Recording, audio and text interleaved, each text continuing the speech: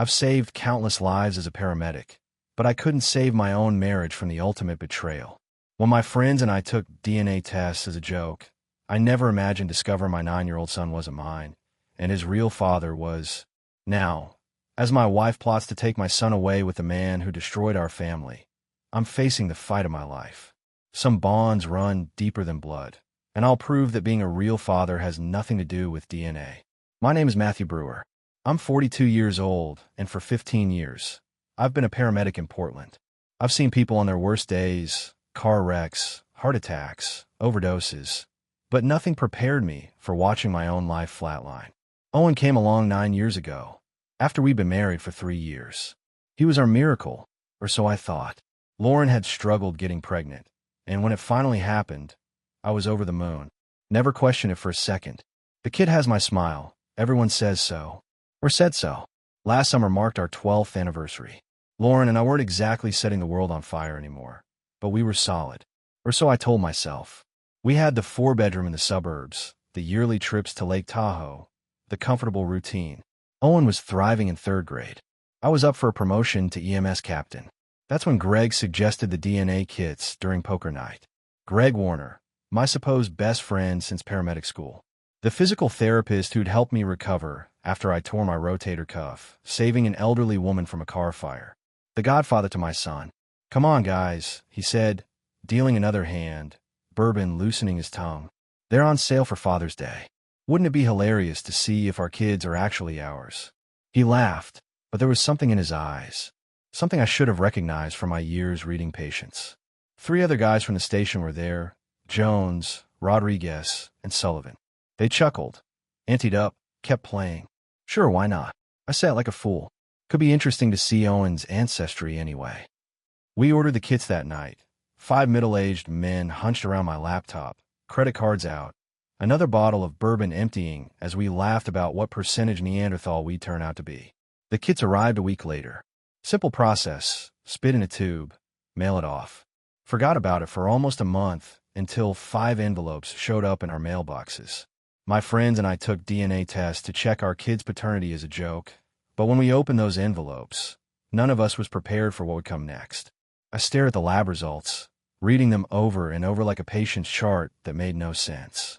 Probability of paternity, 0%. Not even a margin of error. Just cold, scientific certainty that Owen wasn't mine. The rec room of the station fell silent. Jones, Rodriguez, and Sullivan were engrossed in their own results, relief washing over their faces. But Greg wasn't looking at his paper. He was looking at me, his face drained of color. "Matt, you okay, brother?" Sullivan asked, noticing my stillness. I didn't answer. I couldn't. My mind was racing back through 9 years of memories. Owen's birth, his first steps across our living room into my outstretched arms, teaching him to ride a bike, the matching Trailblazers jerseys we wore to games.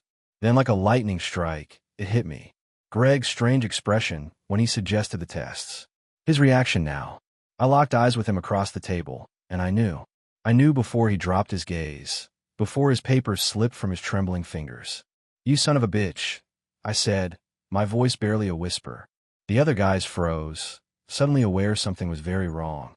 I stood up, chair scraping against the floor. "Owen is yours, isn't he?" Greg's silence was my answer. I slammed my palms on the table, leaning across until my face was inches from his. The room temperature seemed to drop 20 degrees. Jones and Rodriguez exchanged nervous glances, sensing the storm brewing. "How long?" I demanded, my voice dangerously controlled. "How long have you been sleeping with my wife?" Greg still wouldn't meet my eyes. "It was just one time, Matt. Years ago. I swear I didn't know." "Liar." I shoved the table away from me. Cards, chips, and beer bottles scattered across the floor. "One time doesn't make a baby conveniently 9 months before Owen was born." Sullivan stepped between us. "Matt, take a breath, man. Think about what you're doing." "I've saved 23 lives this year," I said, eerily calm despite the rage boiling inside me.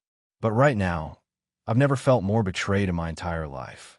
My hands curled into fists at my sides, knuckles white with restraint. The room felt electric with tension. The other guys knew what I was capable of, They'd seen me carry unconscious adults down 3 flights of stairs during fires, hold bleeding arteries closed with my bare hands until surgeons could take over. Greg finally looked up, guilt and fear battling in his eyes. It wasn't supposed to happen. Lauren was upset after the miscarriage. You were working double shifts. I went to check on her and decided to comfort her. I grabbed my jacket and keys. You're dead to me. Both of you. I stormed out, ignoring their calls. The drive home was a blur. Every red light, every stop sign felt like an insult. The universe forcing me to pause when all I wanted was to confront the woman who'd betrayed me, lied to me, made me raise another man's child. Our suburban home came into view, cheerful porch lights glowing in the twilight. Lauren would be inside, probably helping Owen with homework, oblivious that her perfect deception was about to crumble. I gripped the steering wheel so hard my knuckles turned white. The DNA results burned in my pocket like a live coal. 9 years of lies were about to end tonight. I entered my house quietly, closing the door with deliberate control. From the kitchen came the sounds of normality, dishes clinking, Owen's voice asking about homework. My entire body felt charged, like I was walking into a mass casualty scene. I stood in the doorway watching them. Lauren at the table, her blonde hair pulled back, helping Owen with math problems. The picture of maternal devotion. The greatest act I'd ever witnessed. She looked up, her smile fading when she saw my expression. Matt, what's wrong? You look terrible. Owen, buddy. I kept my voice steady. Can you go upstairs and finish that in your room? I need to talk to Mom. Owen glanced between us, sensing the tension. But we're almost done. Now, son. The word caught in my throat. Was he even my son anymore? In every way that mattered, yes. But the betrayal still cut deep. Once his footsteps faded upstairs, I placed the DNA results on the table. Lauren stared at the paper, then at me, her face unreadable. You knew, I said simply. She didn't deny it, didn't even try. She just exhaled, shoulders slumping slightly, as if relieved the charade was over. How long were you going to let me live this lie? My voice remained controlled, but my hands were shaking. Were you ever going to tell me Owen isn't mine? Matt, please. Was it just once with Greg? Or have you been laughing behind my back for 9 years? Lauren's eyes darted toward the stairs. Keep your voice down. Owen might hear. That's what you're worried about. I laughed bitterly. Not that you destroyed our family. Not that you betrayed me with my best friend. Just that Owen might overhear the truth. It happened once, she whispered. When you were working those 80-hour weeks. I was lonely. The miscarriage had just. Don't you dare. I cut her off. Don't you dare use our lost baby as an excuse for sleeping with Greg. Lauren stood, anger flashing across her face. What do you want me to say? That I made a terrible mistake? I did. But Owen is still the son I raised. I finished. The son I love. The son you both lied to me about for 9 years. Lauren moved toward me, reaching for my arm. Matt, we can work through this. Go to counseling. For Owen's sake. I stepped back from her touch. No. There's no coming back from this. Her expression hardened. So what now? You walk out. Abandon your son because of a DNA test. I drew myself up, meeting her gaze with steel in mine. I would never abandon Owen. But I won't live with your lies anymore. Lauren's facade finally cracked. You can't take him from me. I'm not taking anyone from anyone, I said. But things are going to change. Starting tonight. Lauren moved into the guest room without argument. I sat in the dark living room until midnight, replaying every moment of our relationship, searching for other clues I'd missed. The creak of the stairs alerted me. Owen stood there in his dinosaur pajamas, clutching his stuffed T-Rex. Dad, are you and Mom fighting? My heart clenched. I patted the sofa beside me. Come here, buddy. He curled against my side, warm and trusting. Is Mom leaving? Zach's mom left and never came back. No, Owen. I said carefully, but there are some things your mom and I need to figure out. Because you're mad at her. I chose my words carefully. Sometimes adults make mistakes that hurt each other, and then we need time to decide what happens next. Are you mad at me too? No. I turned, gripping his shoulders gently, looking straight into his eyes that I now realized matched Greg's. Listen to me. Nothing that's happening is your fault, and nothing will ever change how much I love you. You understand that. He nodded, unconvinced. You're my son. I continued.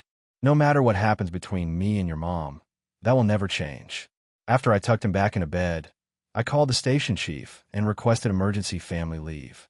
Then I texted Jones, asking him to cover my shifts. I'd earned enough goodwill over 15 years of running into burning buildings while others ran out. The next morning, Lauren was already dressed when I came downstairs. Owen had left for school, catching a ride with a neighbor's kid. "We need to talk," she said. "About what?" "How you plan to explain this to Owen someday.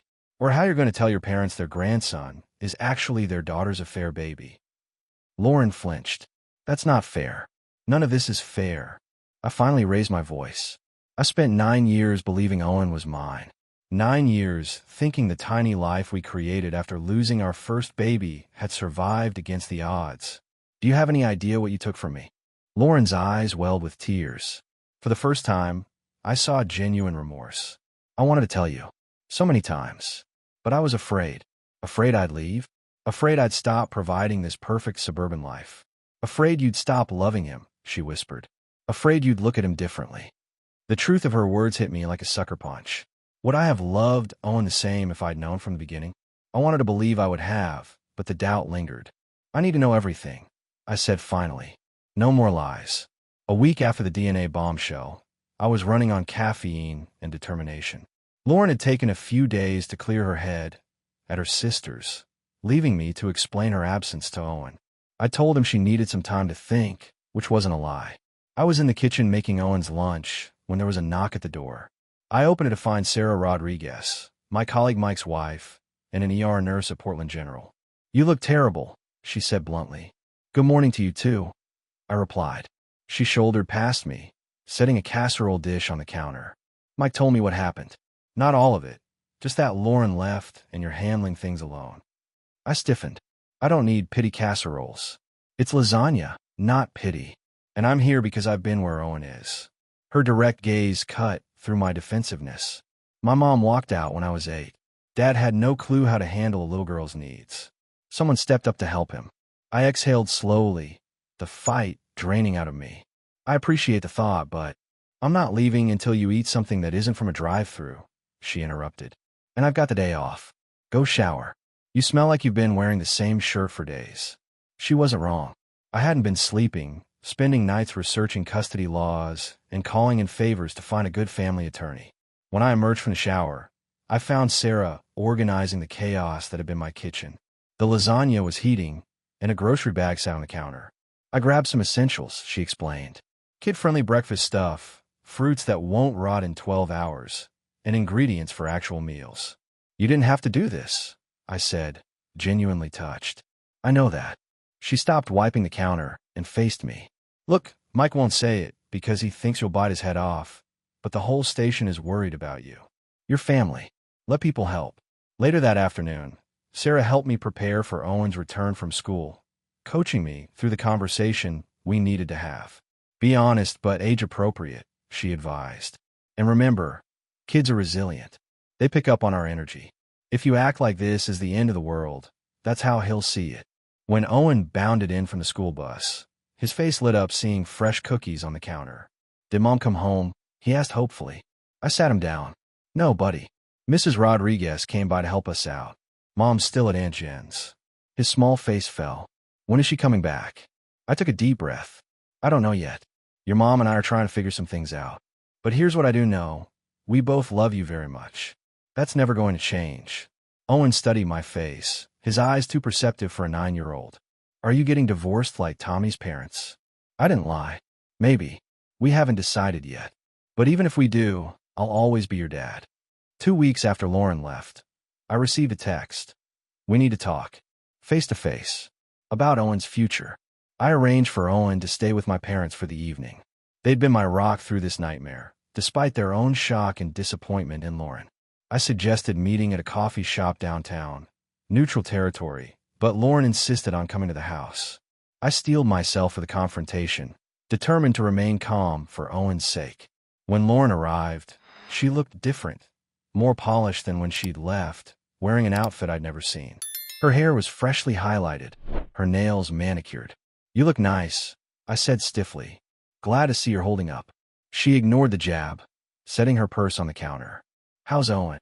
Missing his mother. Confused. Scared that his family is falling apart.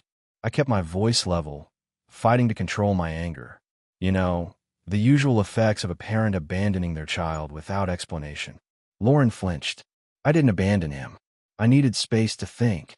2 weeks without seeing your son is abandonment in my book, I said. But that's not why you're here. She took a deep breath. I want to discuss custody arrangements. I laughed bitterly. After disappearing for 2 weeks, you waltz in talking about custody. Matt, please. I made a mistake. Which one? Sleeping with Greg? Lying about Owen's paternity for 9 years? Or leaving your son when he needed you most? She reached into her purse and pulled out a folder. I've consulted an attorney. These are the terms I think are fair. I didn't touch the folder. Let me guess.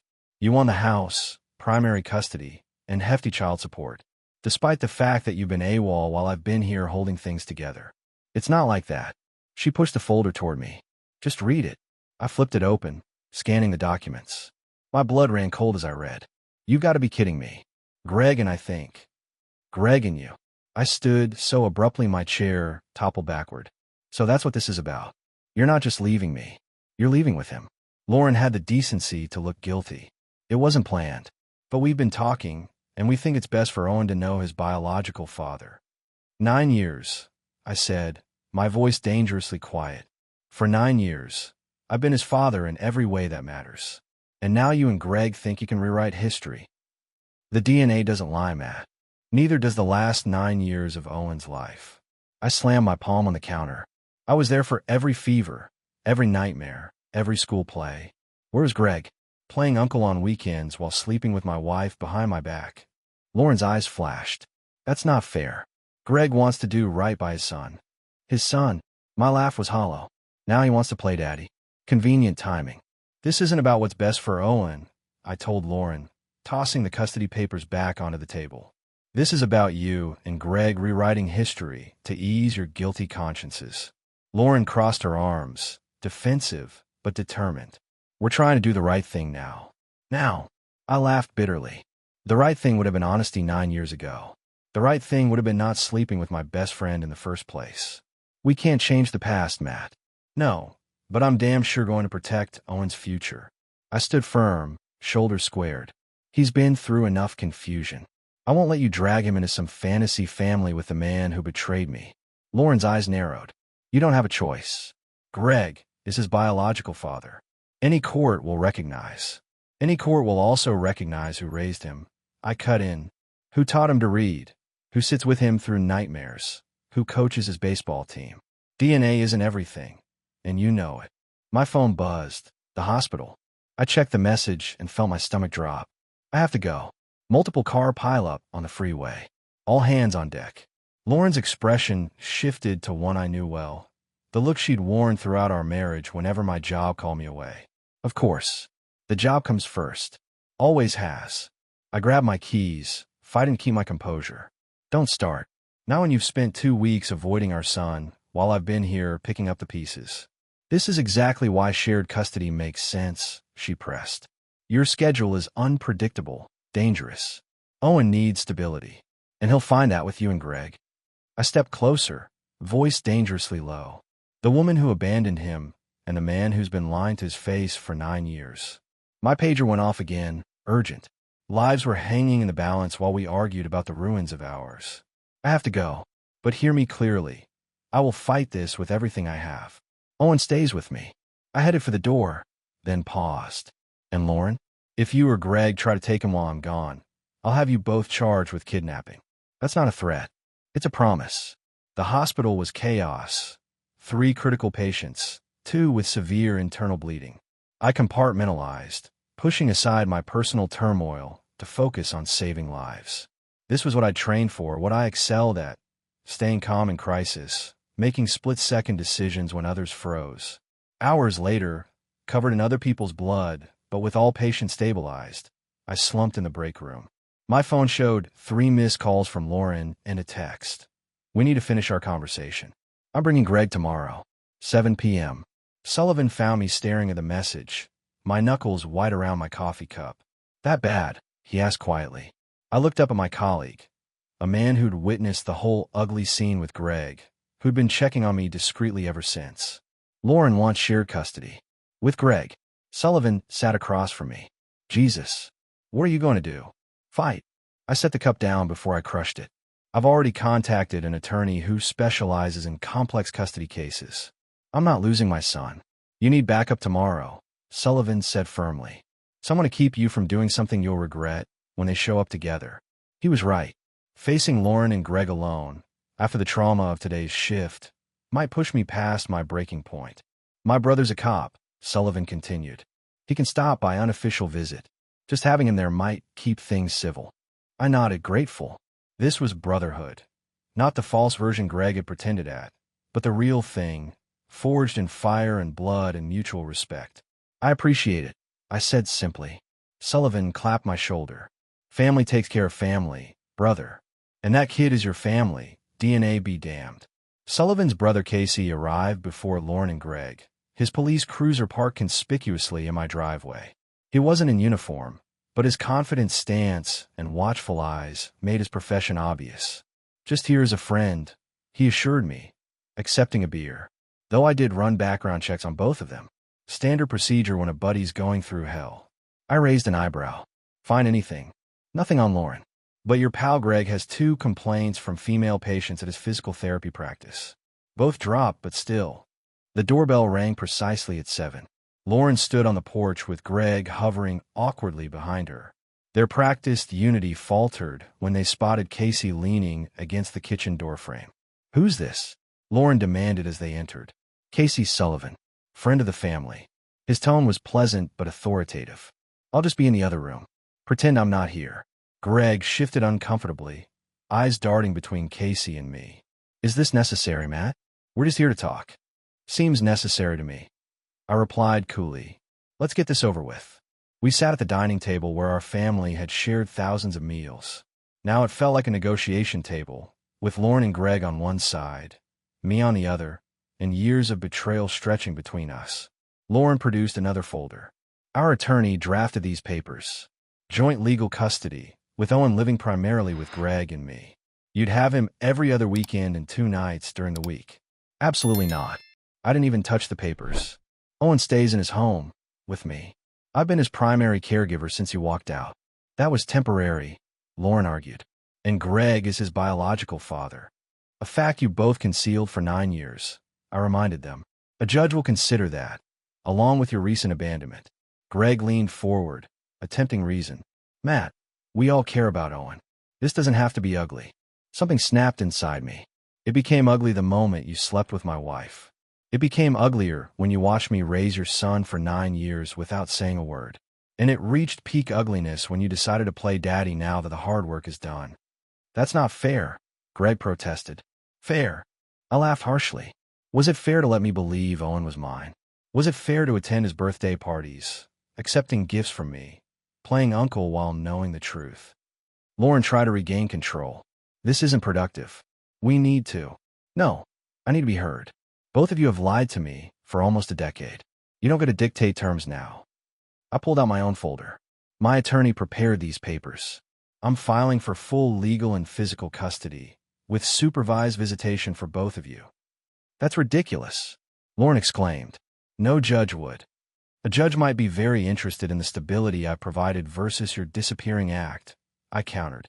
Or in hearing from Owen's teachers about who attends conferences, helps with homework, volunteers in the classroom. Greg's face darkened. You can't shut me out of my son's life. Your son.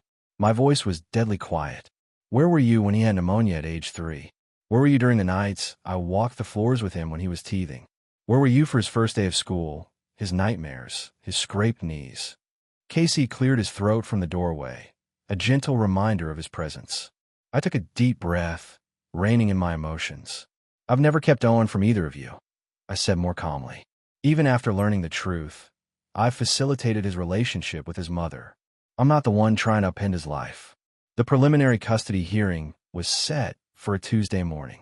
I'd taken personal leave from the station, unwilling to risk missing this crucial moment.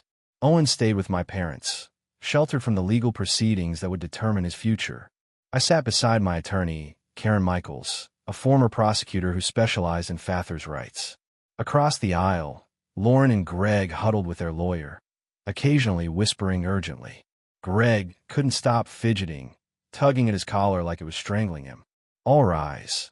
The bailiff announced as Judge Eleanor Winters entered. Judge Winters was known for her no-nonsense approach and skepticism toward traditional custody arrangements. She reviewed our filings silently, glasses perched on the end of her nose. "I've read the submissions from both parties," she said finally. "This is an unusual case. Mr. Brewer has been the child's father in every practical sense for 9 years, while Mr. Warner is the biological father who has maintained a relationship with the child as a family friend." Our attorney rose.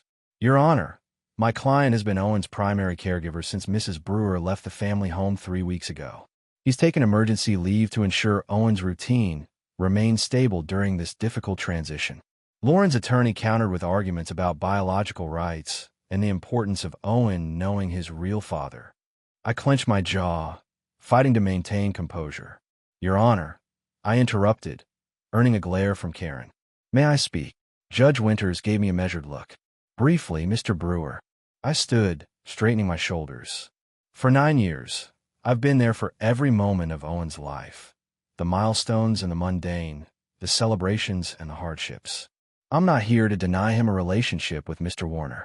I'm here because suddenly, after nearly a decade, they want to rewrite our entire family history and pretend those years don't matter." The judge studied me. "And if Mr. Warner wants to be more involved in his biological son's life, then he should have thought about that 9 years ago," I said honestly. "But Owen's stability matters more than any of our feelings. He knows me as his father. His home is with me. Uprooting him to ease their consciences isn't in his best interest." Judge Winters nodded thoughtfully, then turned to Lauren and Greg. "I'd like to hear from you both." Lauren spoke first, emotional but composed.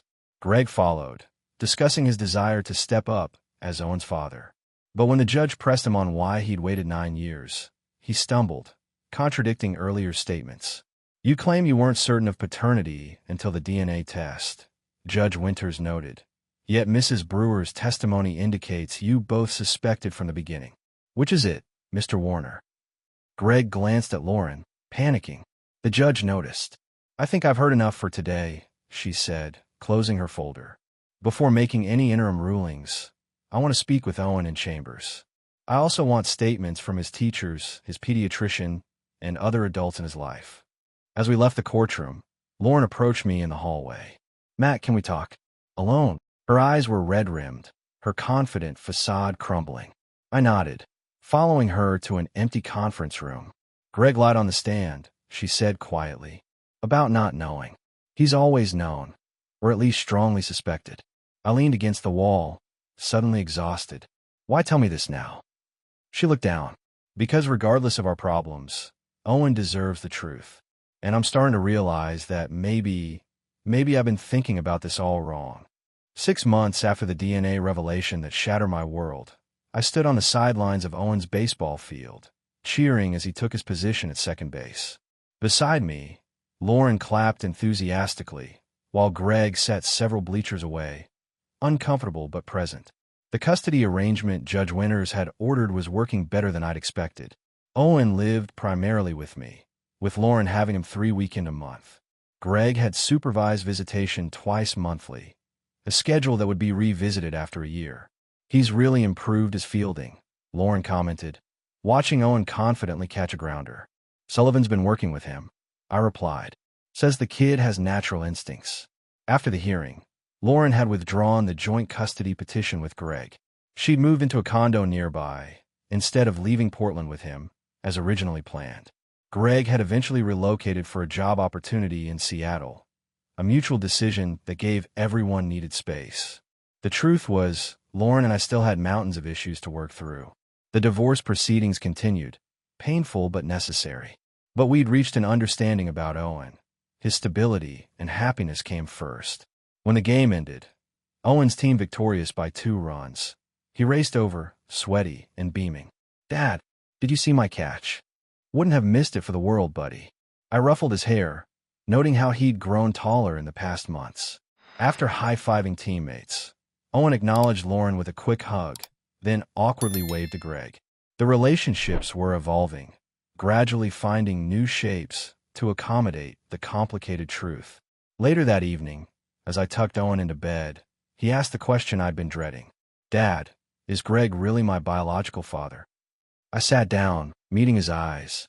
"Yes, he is. But biology is just science. Being a father means showing up every day, through good times and bad. It means loving someone so much that nothing could ever change that. Not DNA tests. Not mistakes from the past." Owen nodded thoughtfully. "Like how you still come to all my games, even when you're tired from saving people." My throat tightened. "Exactly like that. I'm glad you're my dad," he said simply, before rolling over and drifting toward sleep. Standing in his doorway, watching his chest rise and fall, I realized something fundamental had healed inside me. The anger wasn't gone completely, perhaps it never would be, but it no longer defined me. A text lit up my phone. Sarah Rodriguez, checking if I was still joining the station crew for breakfast tomorrow. I smiled, typing back an affirmative. Life was moving forward in unexpected ways. As I closed Owen's door, I thought about the uncertain road that had led us here.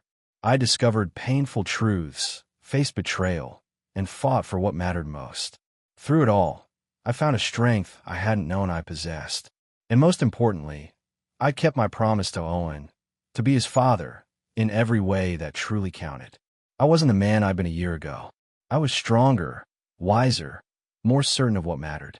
Some wounds might never fully heal, but in their place, something more resilient had grown.